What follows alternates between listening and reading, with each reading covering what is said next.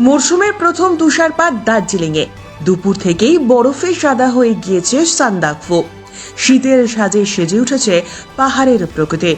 সাধারণত ডিসেম্বরের আগে দার্জিলিংয়ের কোথাও বরফের দেখা মেলে না। এই সময় যারা পাহাড়ে ঘুরতে যান তারা বরফের আশা খুব একটা করেনও না।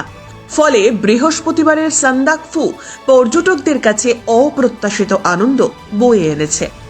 অক্টোবর মাসের শেষের দিকেই সিকিমে তুষারপাত হয়েছে, কিন্তু দার্জিলিংয়ে ডিসেম্বরের আগে বরফ আশা করেননি সেখানকার বাসিন্দারাও।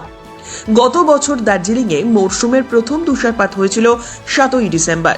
এবার 21শে নভেম্বরেই তুষারে মুখ ঢাকল সান্দাকফু। সেখানকার পর্যটকেরা বৃহস্পতিবার দুপুরে বরফের সৌন্দর্য উপভোগ করেছেন। তুষারপাত চলাকালীন রাস্তায় বেরিয়ে বরফের উপরেও হাঁটাচলা করতে দেখা গিয়েছে তাদের। মরশুমের এত আগে প্রথম তুষারপাত হওয়ায় আগামী দিনগুলির জন্য আশায় বুক বেঁধেছেন পর্যটন ব্যবসায়ীরা।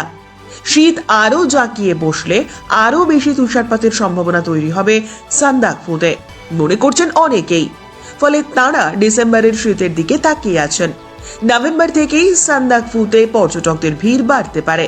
দার্জিলিংয়ে তুষারপাতের কথা শুনে আরো বেশি করে পর্যটকেরা সেখানে যাবেন বলে মনে করা হচ্ছে। দার্জিলিংয়ে গত সপ্তাহ থেকেই তাপমাত্রা 10 ডিগ্রির নিচে নেমে গিয়েছিল।